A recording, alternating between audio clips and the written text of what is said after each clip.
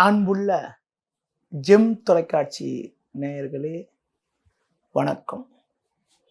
இன்று 6/7/2024 ஆனி மாதம் 22ஆம் தேதி சனிக்கிழமை. பிரதமை திதி பின்னிரவு 4:26 வரை, பின்பு வளர்பிறை துதிகை. புனர்பூச நட்சத்திரம் பின்னிரவு 4:48 வரை, பின்பு பூச நட்சத்திரம். நாள் முழுவதும் சித்த யோகம். தனிய நாள். சுப முயற்சிகளை தள்ளி வைப்பது நல்லது. ராகு காலம் காலை 9 முதல் 10:30 வரை. யமகண்டம் மதியம் 1:30 முதல் 3 வரை. சுப ஓரைகள் காலை 7 முதல் 8 வரை, பகல் 10:30 முதல் 12 வரை, மாலை 5 முதல் 7 வரை, இரவு 9 முதல் 10 வரை. இனி இன்றைய கிரக நிலை. மேஷ ராசியில் செவ்வாய், ரிஷப ராசியில் குரு, மிதுன ராசியில் சூரியன், சந்திரன், சுக்கிரன், கடக ராசியில் புதன், கன்னி ராசியில் கேது, கும்ப ராசியில் சனி வக்ரகதியில், மீன ராசியில் ராகு. இனி இன்றைய ராசி பலன்.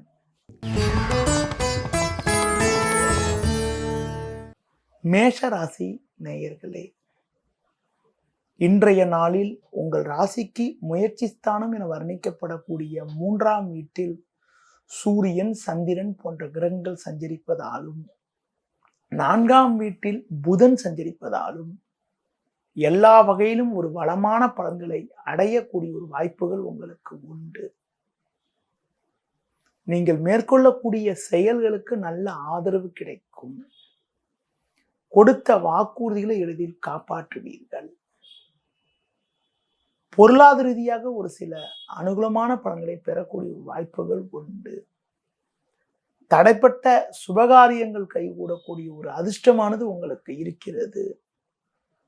பிறருக்கு தந்த வாக்குறுதிகளை எளிதில் காப்பாற்றுவீர்கள். தொழில் வியாபாரத்தில் ஒரு சில நல்ல முன்னேற்றங்கள் ஏற்படக்கூடிய ஒரு நிலையானது இன்றைய நாளில் இருக்கிறது. மேலும் வளமான பலன்களை நீங்கள் அடைவதற்கு இன்றைய நாளில் விநாயகர் வழிபாடு மேற்கொள்வது மிகவும் சிறப்பு. ரிஷப ராசி நேயர்களே, உங்கள் ராசிக்கு 2ஆம் வீட்டில் சூரியன், சந்திரன் ஆகிய கிரகங்கள் சஞ்சரிப்பதால் பேச்சில் சற்று பொறுமையோடு இருப்பது நல்லது.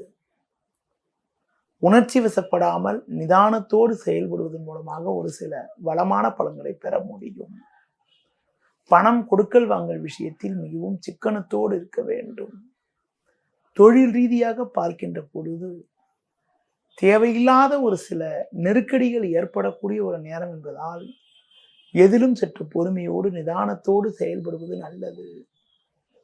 வேலைக்கு செல்பவர்களுக்கு பணியில் வேலை பளு சற்று கூடுதலாக இருந்து அதன் காரணமாக ஓய்வு நேரம் குறையக்கூடிய ஒரு நிலையானது இன்றைய நாளில் இருக்கிறது. உங்களுக்கு ஒதுக்கப்பட்ட பணியில் மட்டும் நீங்கள் சற்று கவனத்தோடு இருப்பதன் மூலமாக ஒரு சில அனுகூல பலன்களை நீங்கள் அடையக்கூடிய ஒரு வாய்ப்புகள் உங்களுக்கு உண்டு. மேலும் பலமான பலன்களை இன்றைய நாளில் நீங்கள் அடைவதற்கு குறிப்பாக முன்கோபத்தை குறைத்துக் கொள்வது, அதுக்கடுத்து பார்க்கின்ற போது முருக வழிபாடு மேற்கொள்வது மிகவும் நல்லது. மிதுன ராசி நேயர்களே, சந்திரன், சுக்கிரன் ஜென்ம ராசியில் அமைய பெற்று லாபஸ்தானத்தில் செவ்வாய் சஞ்சரிப்பது நல்ல அமைப்பாகும். இதன் காரணமாக ஒரு வளமான பலன்களை நீங்கள் அடையக்கூடிய ஒரு வாய்ப்புகள் உண்டு. உங்கள் செயல்களுக்கு நல்ல ஆதரவு கிடைக்கும். எடுத்த பணியை சிறப்பாக செய்து முடிக்கக்கூடிய ஒரு வாய்ப்புகள் உங்களுக்கு உண்டு. தொழில் ரீதியாக ஒரு மிகப்பெரிய ஒரு முன்னேற்றத்தை நீங்கள் அடையக்கூடிய ஒரு அதிர்ஷ்டமானது உங்களுக்கு இருக்கிறது. உத்தியோகத்தில் இருப்பவர்களுக்கு கடந்த கால பிரச்சனைகள் எல்லாம் தற்போது குறைந்து ஒரு நல்ல முன்னேற்றங்கள் ஏற்படக்கூடிய ஒரு நிலையானது இன்றைய நாளில் இருக்கிறது.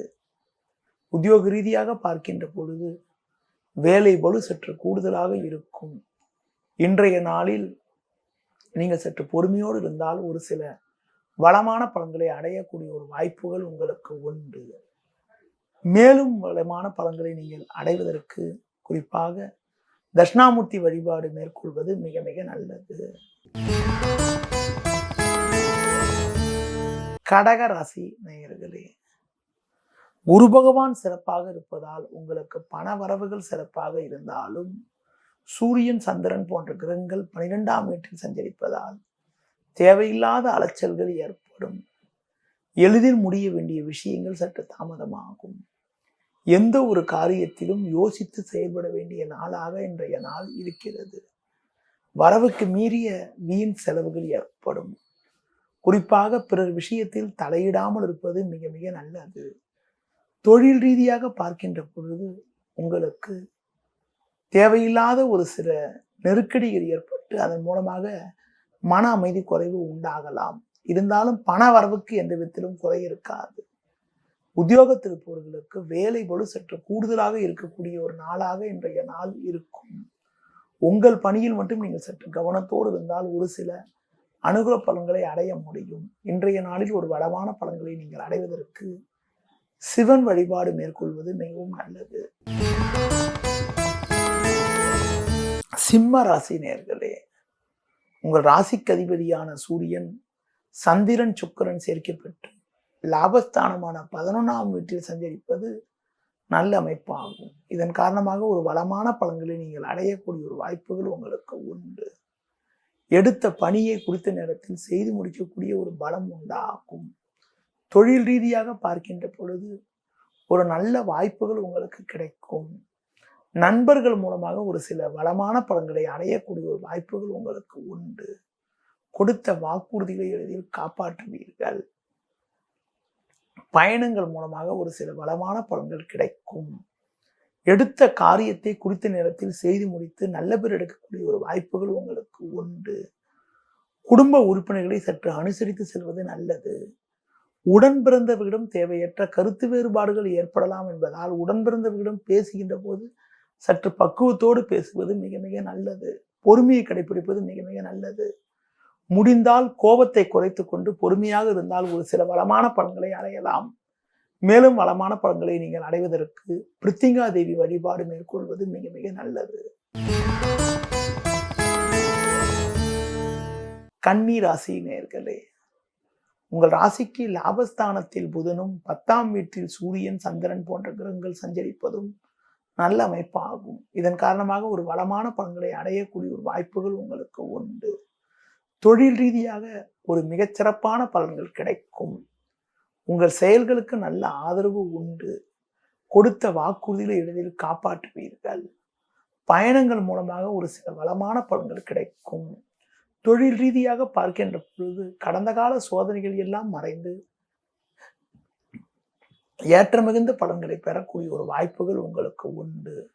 உத்தியோகத்தில் இருப்பவர்களுக்கு கடந்த கால சோதனைகள் எல்லாம் மறைந்து ஒரு நல்ல வளர்ச்சி கிடைக்கும். நீங்கள் சற்று நிதானத்தோடு செயல்பட்டால் ஒரு சில வளமான பலன்களை அடையக்கூடிய ஒரு வாய்ப்புகள் உண்டு. உங்கள் ராசியை குரு பார்ப்பதால் குடும்பத்தில் மகிழ்ச்சி, மங்களகரமான சுபகாரியங்கள் கைகூடக்கூடிய யோகங்கள், ஒரு வளமான பலன்கள் கிடைக்கும். பிள்ளைகள் வழியில் கூட ஒரு சில சாதகமான பலன்கள் கிடைக்கக்கூடிய ஒரு வாய்ப்புகள் உண்டு. மேலும் வளமான பலன்களை நீங்கள் அடைவதற்கு முருக வழிபாடு மேற்கொள்வது மிக மிக நல்லது. துலா ராசி நேயர்களே, உங்கள் ராசிக்கு பாக்கியஸ்தானமான 9ஆம் வீட்டில் சூரியன் சந்திரன் சுக்கிரன் போன்ற கிரகங்கள் சஞ்சரிப்பதும் 10ஆம் வீட்டில் புதன் சஞ்சரிப்பதும் நல்ல அமைப்பாகும். இதன் காரணமாக ஏற்ற மிகுந்த பலன்களை பெறக்கூடிய ஒரு வாய்ப்புகள் உங்களுக்கு உண்டு. உங்கள் செயல்களுக்கு நல்ல ஆதரவு கிடைக்கும். கொடுத்த வாக்குறுதிகளை எளிதில் காப்பாற்றுவீர்கள். நண்பர்கள் மூலமாக ஒரு சில வளமான பலன்களை பெறக்கூடிய ஒரு வாய்ப்புகள் உங்களுக்கு உண்டு. எடுத்த பணியை குறித்த நேரத்தில் செய்து முடிக்கக்கூடிய ஒரு பலம் உண்டாகும். பணம் கொடுக்கல் வாங்கல் விஷயத்தில் மட்டும் சற்று பொறுமையோடு நிதானத்தோடு இருப்பது மிக மிக நல்லது. பொதுவாக பேச்சில் சற்று பொறுமையோடு இருந்தால் ஒரு சில வளமான பலன்கள் கிடைக்கும். பொதுவாக பண விஷயத்தில் சற்று சிக்கனத்தோடு இருக்கிறது மூலமாக வீண் பிரச்சனைகளை தவிர்க்கக்கூடிய ஒரு சூழ்நிலை உண்டாகும். நீங்கள் நினைப்பது ஒன்று நடப்பது ஒன்று என்ற செயல்கள் பண விஷயத்துல இருக்கும். அதனால பண விஷயத்துல கொஞ்சம் சிக்கனமாகவும் நிதானமாகவும் கவனமாகவும் இருக்க வேண்டிய நாளாக இன்றைய நாள் இருக்கும். கூட்டாளிகளை சற்று அனுசரித்து செல்வதன் மூலமாக ஒரு சில அனுகூலமான பலன்களை அடைய முடியும். மேலும் வளமான பலன்களை நீங்கள் அடைவதற்கு தட்சிணாமூர்த்தி வழிபாடு மேற்கொள்வது மிக மிக நல்லது. விருச்சிக ராசி நேயர்களே, உங்கள் ராசிக்கு 8ஆம் வீட்டில் சூரியன் சந்திரன் போன்ற கிரகங்கள் இருப்பதால் அலைச்சல், டென்ஷன், நிம்மதி குறைவுகள் ஏற்படக்கூடிய ஒரு நாளாக இன்றைய நாள் இருக்கும். தேவையில்லாத நெருக்கடிகள் ஏற்படும். பேச்சில் சற்று பொறுமையோடு இருப்பது நல்லது. பிறர் விஷயத்தில் தலையிடாமல் இருப்பது மிக மிக உத்தமம். தொழில் ரீதியாக பார்க்கின்ற பொழுது உங்களுக்கு வீண் பிரச்சனைகள் ஏற்படக்கூடிய ஒரு அமைப்பானது இன்றைய நாளில் இருக்கிறது. அதனால் எதிலும் சற்று பொறுமையோடு இருக்க வேண்டும். குறிப்பாக இன்று நாள் முழுவதும் உங்களுக்கு சந்திராஷ்டம் இருப்பதால் முடிந்தவரை புதிய முயற்சிகளை தவிர்ப்பது, தள்ளி வைப்பது மிக மிக நல்லது. உத்தியோகத்தில் இருப்பவர்கள் உங்களுக்கு ஒதுக்கப்பட்ட விஷயத்தில் மட்டும் நீங்கள் சற்று கவனத்தோடு இருந்துட்டு பிறர் விஷயத்தில் தலையிடாமல் இருப்பது மிக மிக நல்லது. இன்றைய நாளில் புதிய விஷயங்களில் தலையிடாமல் இருப்பதும், பிறர் பேசுவதை ஒரு கணக்காக எடுத்துக்கொள்ளாமல் உங்கள் பணியில் மட்டும் நீங்கள் சற்று கவனத்தோடு இருப்பதும் மிக மிக நல்லது. தனுசு ராசி நேயர்களே, உங்கள் ராசிக்கு சமசப்தமஸ்தானமான 7ஆம் வீட்டில் சூரியன், சந்திரன், சுக்கிரன் போன்ற கிரகங்கள் சஞ்சரிப்பது நல்ல அமைப்பாகும். இதன் காரணமாக ஒரு வளமான பலன்கள் கிடைக்கும். எடுக்கும் முயற்சியில் அனுகூலங்கள் உண்டு. கொடுத்த வாக்குறுதிகளை எளிதில் காப்பாற்றுவீர்கள். நண்பர்கள் மூலமாக ஒரு சில வளமான பலன்களை பெறக்கூடிய ஒரு வாய்ப்புகள் உண்டு. தொழில் ரீதியாக புதிய யுக்திகளை பயன்படுத்தி நல்ல ஒரு முன்னேற்றத்தை அடையக்கூடிய வாய்ப்புகள் உங்களுக்கு உண்டு. உத்தியோகத்திருப்பவர்களுக்கு ஒரு சில நல்ல வாய்ப்புகள் உங்களுக்கு கிடைக்கும். எடுத்த பணியை சிறப்பாக செய்து முடிக்கக்கூடிய ஒரு பலம் உண்டாகும். கூட்டாளிகள் மூலமாக ஒரு சில சாதகமான பலன்கள் கிடைக்கும். பயணங்கள் மூலமாக ஒரு சில அனுகூலங்களை பெறுவீர்கள். உடன் பிறந்தவர்கள் உதவிகரமாக இருப்பார்கள். உத்தியோகத்திருப்பவர்களுக்கு நீண்ட நாட்களாக நீங்கள் எதிர்பார்த்த ஒரு வாய்ப்புகள் தற்போது கிடைத்து மனமகிழ்ச்சியும் குறிப்பும் ஏற்படக்கூடிய ஒரு நிலையானது இன்றைய நாளில் இருக்கிறது. ஒரு சிலருக்கு விரும்பிய இடமாற்றங்கள் கிடைத்து மனமகிழ்ச்சியும் குறிப்பும் உண்டாகும். இன்றைய நாளில் மேலும் வளமான பலன்களை நீங்கள் அடைவதற்கு லட்சுமி நரசிம்மரை வழிபாடு செய்வது மிக மிக நல்லது. மகர ராசி நேயர்களே, உங்கள் ராசிக்கு ருணரோகஸ்தானமான 6ஆம் வீட்டில் சூரியன் சந்திரன் சஞ்சரிப்பதும் 5ஆம் வீட்டில் குரு சஞ்சரிப்பதும் மிகச் சிறப்பான அமைப்பு ஆகும். இதன் காரணமாக ஒரு வளமான பலன்களை அடையக்கூடிய வாய்ப்புகள் உங்களுக்கு உண்டு. உங்கள் செயல்களுக்கு நல்ல ஆதரவு கிடைக்கும். எடுத்த காரியத்தை குறித்த நேரத்தில் செய்து முடிக்கக்கூடிய ஒரு பலம் உண்டாகும். தொழில் ரீதியாக பார்க்கின்ற போது ஒரு மிகச்சிறப்பான பலனை நீங்கள் அடையக்கூடிய ஒரு வாய்ப்புகள் இன்றைய நாளில் உண்டு. உத்தியோகத்திருப்பவர்களுக்கு வேலை பளு இருந்தாலும் அதற்கான ஆதாயங்கள் கிடைக்கும். புதிய யுக்திகளை பயன்படுத்தி ஒரு வளமான பலன்களை அடையக்கூடிய வாய்ப்புகள் இன்றைய நாளில் உண்டு. மேலும் வளமான பலன்களை நீங்கள் அடையிறதுக்கு குறிப்பாக உடல் ஊனமுற்றவர்களுக்கு உங்களால் முடிஞ்ச உதவிகளை செய்வதன் மூலமாக ஒரு வளமான பலன்களை நீங்கள் அடைய முடியும். கும்ப ராசி நேயர்களே, உங்கள் ராசிக்கு முயற்சி ஸ்தானமான 3ஆம் வீட்டில் செவ்வாய், 5ஆம் வீட்டில் சுக்கிரன் சஞ்சரிப்பது சற்று சாதகமான அமைப்பு ஆகும். இதன் காரணமாக ஒரு சில எதிர்பாராத உதவிகள் கிடைத்து இருக்கக்கூடிய பிரச்சனைகளை நீங்கள் சமாளிக்க முடியும். பண வரவுகள் சற்று சாதகமாக இருக்கும். உங்கள் தேவைகள் பூர்த்தியாகும். கொடுத்த வாக்குறுதிகளை எளிதில் காப்பாற்றுவீர்கள். நண்பர்கள் மூலமாக ஒரு சில வளமான பலன்களை அடையக்கூடிய ஒரு வாய்ப்புகள் உங்களுக்கு உண்டு. பிறருக்கு தந்த வாக்குறுதிகளை தற்போது நிறைவேற்றுவதற்கான ஒரு வாய்ப்புகள் ஏற்படும். உத்தியோக ரீதியாக பார்க்கின்ற பொழுது வேலை பளு இருந்தாலும் அதற்கான ஆதாயத்தை நீங்கள் பெறக்கூடிய ஒரு வாய்ப்புகள் இன்றைய நாளில் இருக்கிறது. பேச்சில் சற்று பொறுமையோடு நிதானத்தோடு இருந்தால் ஒரு சில வளமான பலன்களை அடையக்கூடிய வாய்ப்புகள் உண்டு. குறிப்பாக பேச்சால் வீண் பிரச்சனைகள் ஏற்படும் என்பதால் பேச்சை குறைத்துக் கொள்வது மிக மிக நல்லது. இன்றைய நாளில் ஒரு வளமான பலன்களை அடைவதற்கு அம்பாள் வழிபாடு மேற்கொள்வது மிகவும் சிறப்பு. மீன ராசி நேயர்களே, உங்கள் ராசியில் ராகு 2இல் செவ்வாய் சஞ்சரிப்பதால் நீங்கள் சற்று நிதானத்தோடு செயல்பட வேண்டும். தேவையில்லாத அலைச்சல்கள் ஏற்படும். சூரியன் சந்திரன் 4ஆம் வீட்டில் சஞ்சரிப்பதால் இருப்பதை அனுபவிக்க இடையூறுகள் ஏற்படும். தொழில் வியாபாரத்தில் தற்போது கிடைக்கக்கூடிய வாய்ப்புகளை பயன்படுத்தி கொண்டால் விரைவில் சில மாற்றங்கள் ஏற்படும். உத்தியோகத்தில் இருப்பவர்கள் உங்களுக்கு ஏதாவது உடனிருப்பவர்கள் உங்கள் மீது ஏதாவது வீண் பழிச்சொற்களை சொல்வது, ஆசை வார்த்தைகளை சொல்லி உங்களை குழப்பக்கூடிய சூழ்நிலை உண்டு. அதனால் நீங்கள் சற்று பொறுமையோடு நிதானத்தோடு இருப்பது நல்லது. அதாவது நீங்கள் சிறப்பாக செயல்பட்டாலும் உடனிருப்பவர்கள் உங்களுக்கு தேவையற்ற இடைஞ்சல்களை ஏற்படுத்தக்கூடிய ஒரு நேரமாக இன்றைய நாள் இருப்பதால் எதிலும் சற்று பொறுமையோடு நிதானத்தோடு இருப்பது நல்லது. எந்த ஒரு புதிய முயற்சிகளையும் தற்போது மேற்கொள்ளாமல் ஒரு சில நாட்கள் தள்ளி வைப்பதன் மூலமாக வீண் பிரச்சனைகளை தவிர்க்க முடியும். இன்றைய நாளில் ஒரு சில வளமான பலன்களை நீங்கள் அடைவதற்கு குறிப்பாக முருக வழிபாடு மேற்கொள்வது மிக மிக நல்லது. நேயர்களே, இதுவரை இன்றைய ராசி பலனை கூறினேன். இனி ஜோதிட தகவல். ஜோதிட தகவல்ல ஒவ்வொரு நாளும் ஒவ்வொரு நட்சத்திரத்தை பற்றி பேசி வரக்கூடிய நான் இன்று திருவாதிரை நட்சத்திரத்தில் பிறந்தவர்களை பற்றி ஒரு சில கருத்துகள் கூற உள்ளேன். 27 நட்சத்திரத்திலேயே 2 நட்சத்திரம் தான் இந்த திரு என்ற அடமொழி கொண்டவங்க. அது ஒன்று திருவாதிரை, ஒன்று திருவோணம். திருவாதிரை ஒரு சிறப்பு வாய்ந்த நட்சத்திரம் ஆகும். ராகுவின் நட்சத்திரம், புதனுடைய ராசியில நல்ல ஒரு அற்புதமான அமைப்பு கொண்ட நட்சத்திரம். இந்த நட்சத்திரத்தில் பிறந்தவங்களுடைய இயற்கை குணமே பார்த்தீங்கன்னா முன்கோபம் தான், முரட்டுத்தனம், காரியத்தில் கண்ணும் கருத்துமாக இருந்து செயல்படக்கூடிய திறமை கொண்டவர்கள், சந்தர்ப்ப சூழ்நிலைக்கு ஏற்றவாறு பேசக்கூடிய திறமை கொண்டவர்கள், அறிவாற்றல் மிக்கவர்கள், எடுத்த காரியத்தை திறம்பட செய்து முடிப்பதில் வல்லவர்கள், எவ்வளவு பிரச்சனைகள் வந்தாலும் அதனை எதிர்கொள்ளக்கூடிய திறமை கொண்டவர்களாக இருப்பார்கள். பிடிவாத குணம் சற்று அதிகப்படியாக இருக்கும். அதாவது சுய கௌரவம் கொண்டவர்கள். அதாவது மற்றவங்க கிட்ட வாக்குவாதங்கள் பண்ணியாவது எடுத்த காரியத்துல வெற்றி அடைகிறதுல கண்ணும் கருத்துமாக இருப்பார்கள். அடுத்து பார்த்தீங்கன்னா மற்றவங்களுக்கு உதவி செய்யக்கூடிய ஒரு பண்பு கொண்டவர்கள். குறுகிய காலத்திலே ஒரு உயர்வான நிலையினை அடையக்கூடிய யோகம் கொண்டவர்கள். எதிர்பாராத வளர்ச்சி அடையக்கூடிய நபர்களாக ராகு திருவாதிரையில் பிறந்தவங்க இருப்பாங்க. அடுத்து பார்த்தீங்கன்னா கற்பனை வளம் மிக்கவர்கள். அடுத்து மனைவி பிள்ளைகளை நேசித்து வாழ்க்கையை ரசித்து வாழ்வார்கள். சுகபோக வாழ்க்கை சிறப்பாக இருக்கும். அது மட்டும் இல்லாம கார வகை உணவுகளை உண்பதில் பிரியம் கொண்டவர்களாக இருப்பார்கள்.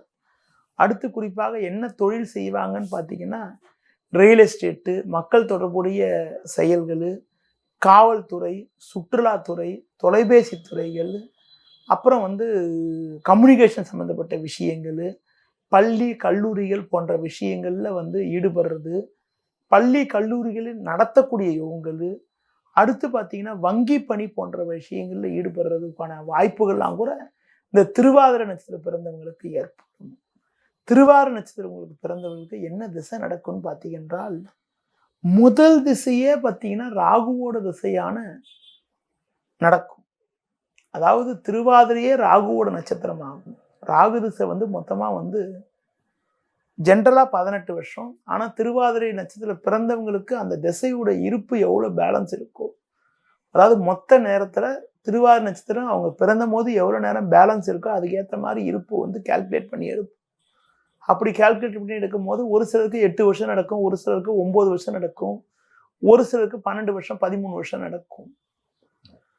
திருவாதிரை 1ஆம் பாதத்துல பிறந்த அதிக நாட்களான 16 வருஷம் 17 வருஷம் கூட உங்களுக்கு ராகு திசை நடக்கும். முதல் திசையாக ராகு திசை நடக்கும். முதல் திசையாக ராகு திசை நடக்கிறதுனால ராகு நல்ல இடத்துல இருந்துட்டா நல்ல ஒரு வளமான பலன்கள், நல்ல சிறப்புகள், தாய் தந்தையருக்கு நல்ல வளர்ச்சிகள், நல்ல முன்னேற்றங்களை கொடுக்கும். பொதுவாக சின்ன வயசுலயே ராகு திசை நடக்கிறதுனால பிடிவாத குணங்கள், வேகமா பேசுறது, முன்கோபம் கொஞ்சம் அதிகமா இருக்கிறதுலாம் அந்த ராகு திசை முடிகிற வரைக்கும் கொஞ்சம் அதிகப்படியா இருக்கும். குழந்தை பருவத்திலேயே ராகு திசை நடக்கிறதுனால அந்த குழந்தைகளை சின்ன வயசுலயே ராகு திசை நடக்கின்ற பொழுது ஒரு விளையாட்டுத்தனம், முரட்டுத்தனம், முன்கோபம்லாம் கொஞ்சம் அதிகமா இருக்கிறதுக்கான வாய்ப்புகள் உண்டு. ராகு முடிகிற வரைக்கும் கொஞ்சம் நிதானமாகவும் பொறுமையா இருந்தா நல்லது. பொதுவாக குழந்தை பருவத்திலேயே ராகு திசை வருகின்ற போது குழந்தை பருவத்தில் நிறைய அலர்ஜி சம்மந்தப்பட்ட பிரச்சனைகள்லாம் கூட வருவதற்கான வாய்ப்புகள் உண்டு. 2வது திசையாக உங்களுக்கு பார்த்தீங்கன்னா குரு திசை வரும். 2வதா வரக்கூடிய குரு திசை ஓரளவுக்கு நல்ல ஒரு பழக்க வழக்கத்தையும் நல்ல ஒரு பண்பையும் படிப்பு சம்பந்தப்பட்ட விஷயத்துல நல்ல ஒரு முன்னேற்றத்தையும் படிப்பில் நல்ல நாட்டத்தோடு செயல்பட்டு நல்ல ஒரு வெற்றி அடையக்கூடிய அமைப்புகளும் நல்ல ஒரு வளர்ச்சியும் அடையக்கூடிய ஒரு வாய்ப்புகளை குரு மகாதிசை கொடுக்கும். பொதுவாக குரு திசையில படிப்பு அந்தஸ்து மற்ற விஷயங்கள் நல்லா சிறப்பா இருக்கிறது. அதாவது ராகு திசையில பட்ட கோபங்கள் ராகு திசையில பட்ட முன்கோபங்கள்லாம் குரு திசையில தொடங்கி குறைஞ்சி குரு திசையில நல்ல ஒரு பண்பான நபராக செயல்படக்கூடிய ஒரு வாய்ப்புகள்லாம் குரு மகாதிசையில ஏற்படும். குரு திசை ராகு திசையை பொறுத்து இருக்கு. ஒரு சிலருக்கு ராகு திசை 8 வயசுல முடிஞ்சு போச்சுன்னா 8 வயசுலேயே குரு திசை தொடங்குச்சுன்னா கிட்டத்தட்ட ஒரு 24 வயசுக்கு குரு திசை நடக்கும். கரெக்டா அந்த மேற்படிவு படிக்கிற வயசுல கரெக்டா குரு திசை வரும். அந்த மாதிரி குரு திசை வருகின்ற போது படிப்பில் சாதிக்கக்கூடிய அமைப்புகள், படிப்பில் நல்ல முன்னுக்கு வரக்கூடிய அமைப்புகள், படிப்பால் நல்ல வளர்ச்சிகளை அடையக்கூடிய ஒரு அதிர்ஷ்டமும் யோகமும் கொண்ட ஒரு நபராக இருப்பாங்க. அடுத்து பார்த்தீங்கன்னா இவங்களுக்கு 3வது திசையாக சனி திசை வரும். 3வது திசையாக சனி திசை வருகின்ற பொழுது அதுவும் ஓரளவுக்கு நல்லா தான் இருக்கும். இருந்தாலும் சனி இருக்கக்கூடிய இடத்தை பொறுத்து இருக்கு. சனி திசை 3வது திசையாக சனி திசை வருகின்ற பொழுது ஓரளவுக்கு வளர்ச்சிகள் ஓரளவுக்கு முன்னேற்றங்கள்லாம் அடையக்கூடிய ஒரு வாய்ப்புகள் உண்டு. சனி நல்ல இடத்துல இருந்து நல்ல ஸ்தானத்தில் இருந்தால் நல்ல ஒரு வளமான பலன்கள் நல்ல சிறப்புகளாம் கூட கொடுக்கும். பொதுவாக சனி திசை வருகின்ற போது கொஞ்சம் சோம்பேறித்தனத்தை ஏற்படுத்துவதற்கான வாய்ப்புகள் உண்டு.